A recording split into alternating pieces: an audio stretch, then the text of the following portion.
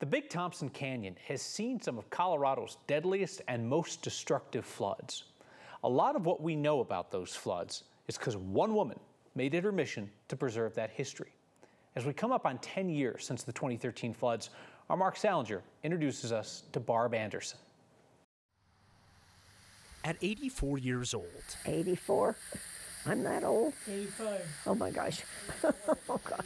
Barb Anderson is right where she wants to be. She is right beside me all the time. The Big Thompson Canyon is home. While her house is now filled with the sound of her oxygen tank, the memories of what she's seen are clear. So I've been home, yeah. Barb survived the floods of 1976 and 2013. She made it her mission to remember those who didn't. That was my goal in life, to make sure that people are never forgotten. 2 people were killed in the canyon in the 2013 floods that devastated the Front Range. 144 died in the Big Thompson flood in '76. We read their names and know their stories because of Barb. My mom spent the next 22 years and still making phone calls. Her and others made phone calls to people, getting in touch with at least one member of all of the 144 that passed away. From a list of those who died, decades worth of work led to books like these. Every victim paired with their story. Barb's daughter Tina still remembers what she lost in 1976. And this is the picture of my best friend, little Teresa, right there. Teresa was just 10 years old when she was swept away by the flood. Her body was never found.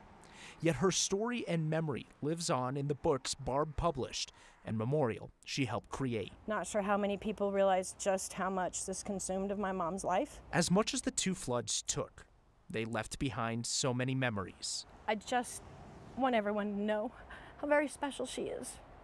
Not just to me, but to families of 144 people as well. Memories now preserved thanks to Barb. I feel I have accomplished what I set out to make sure everybody could be safe.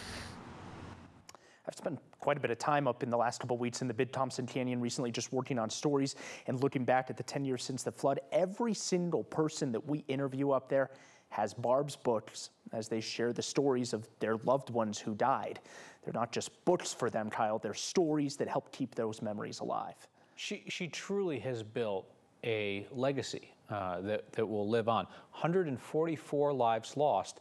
The first go-round of the history book said 145 people. And then Barb got involved, and she was calling all of these people, hundreds, if not thousands of phone calls over 22 years that she was trying to find out who had died and who hadn't. She got a hold of one name who she was trying to find and could not find any family members. Eventually, she called a number, and the man who she thought had died picked up the phone. They revised that number from 145 to 144 because of the call she made. We know because of her work. Wow. What a legacy. All right, Mark Salinger, thank you.